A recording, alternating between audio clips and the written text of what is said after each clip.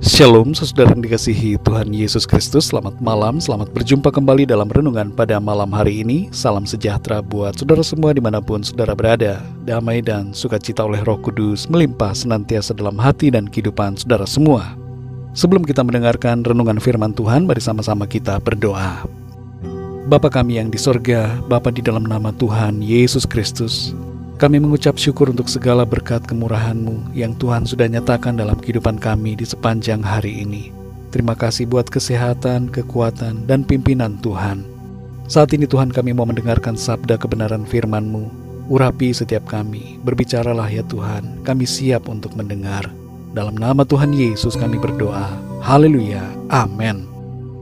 Saudara yang dikasih Tuhan, ayat renungan kita pada saat ini terdapat dalam Injil Matius pasal 9 ayat 20-22. Tertulis demikian. Pada waktu itu seorang perempuan yang sudah 12 tahun lamanya menderita pendarahan maju mendekati Yesus dari belakang dan menjamah jumbai jubahnya. Karena katanya dalam hatinya, asal ku jamah saja jubahnya, aku akan sembuh. Tetapi Yesus berpaling dan memandang dia serta berkata, "Teguhkanlah hatimu, hai anakku, imanmu telah menyelamatkan engkau." Maka sejak saat itu sembuhlah perempuan itu. Saudara yang dikasih Tuhan, jangan menganggap remeh setiap perkataan yang kita ucapkan, baik melalui mulut maupun hati kita, karena perkataan kita mempunyai dampak dalam kehidupan kita. Hindarilah berkata-kata yang sembrono, kata-kata yang tidak baik. Apabila hati kita sedang penuh emosi buruk, amarah, kebencian, kekecewaan atau keputusasaan, lebih baik kita berdiam. Jagalah hati kita, saudara, agar yang keluar adalah perkataan yang baik, sehingga kita mengalami berkat dan pertolongan Tuhan. Dalam Matius 9 ayat 21 ini tertulis, "Karena katanya dalam hatinya, asal ku jamah saja jubahnya, aku akan sembuh." Perhatikan di sini saudara, ibu ini berkata dalam hatinya. Belum ada perbincangan dua arah antara ibu yang sakit ini dengan Tuhan Yesus. Tapi inisiatif muncul dalam hatinya dan ia dengan yakin, beriman serta berkata, "Asal ku jamah saja jubahnya, aku akan sembuh." Lebih tepatnya lagi yang dikatakan dalam hati ibu ini adalah, "Asal ku jamah saja ujung jumbai jubahnya." Jadi bukan jubah, melainkan hanya sebagian kecil saja, bagian dari jubah Tuhan Yesus yang dipegang olehnya. Namun saudara, walaupun sedikit saja yang dapat ia jamah, ia percaya ia sembuh, dan oleh imannya itu, ia pun mengalami mujizat kesembuhan. Mari saudara yang dikasih Tuhan, miliki perkataan hati yang baik, karena perkataan hati kita dapat menjadi kenyataan. Sekecil apapun yang bisa saudara raih, sekecil apapun yang bisa kita lakukan, sekecil apapun yang bisa kita capai, tetap perkatakan iman sesuai dengan kerinduan kita. Apa yang kelihatannya kecil ataupun kurang, tapi bila disertai dengan iman, menghasilkan perkara yang besar oleh kuasa Tuhan. Saudara yang dikasih Tuhan, milikilah perkataan-perkataan yang membangun dari dalam hati dan mulut kita. Hal ini sangat penting karena yang pertama, perkataan kita adalah doa. Yang kedua, perkataan kita merupakan pernyataan iman. Dan yang ketiga, perkataan kita didengar oleh Tuhan. Amsal 18 ayat 21 mengatakan, "Hidup dan mati dikuasai lidah. Siapa suka menggemakannya akan memakan buahnya."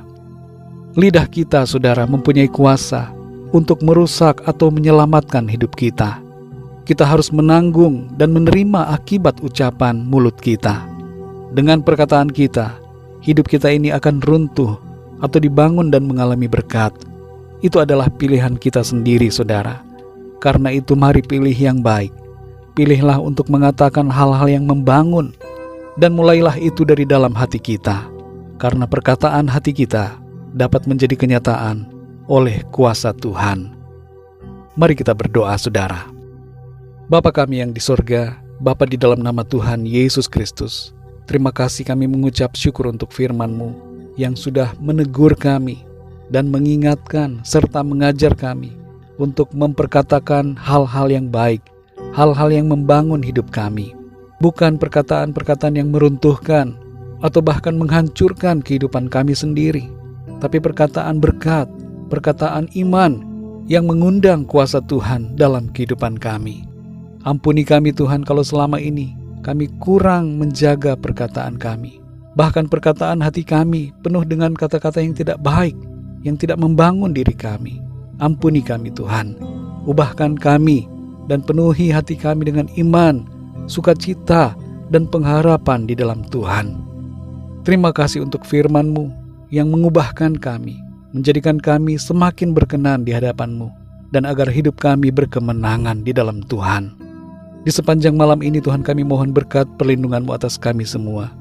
Berikan kami tidur yang nyenyak, dan bangunkan kami kembali besok pagi dengan kekuatan yang baru, dan tubuh yang sehat diberkati Tuhan, untuk kami pakai memuliakan nama Tuhan. Kembali kami berdoa bagi yang sedang mengalami sakit, apapun sakit mereka, berikan kekuatan dan kesehatan yang sempurna. Jamah hati mereka supaya tidak ada kepanikan, tidak ada ketakutan, melainkan yang ada adalah sukacita, iman, dan pengharapan. Berikan pertolongan-Mu ya Tuhan bagi setiap dari kami yang sedang ada dalam masalah dan persoalan hidup.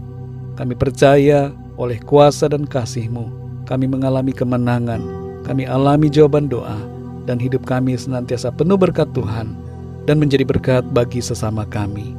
Terima kasih Tuhan, kami serahkan segala sesuatunya ke dalam tangan kasih-Mu. Berkat damai sejahtera dan kasih karunia Tuhan senantiasa berlimpah dalam hidup kami. Dalam nama Tuhan Yesus Kristus, kami sudah berdoa dan mengucap syukur. Haleluya, amin. Puji Tuhan, saudara yang dikasih Tuhan, saya percaya firman Tuhan menjadi berkat dan kekuatan buat saudara semua, dan Roh Kudus akan menolong saudara untuk lebih lagi memahami kebenaran firman Tuhan.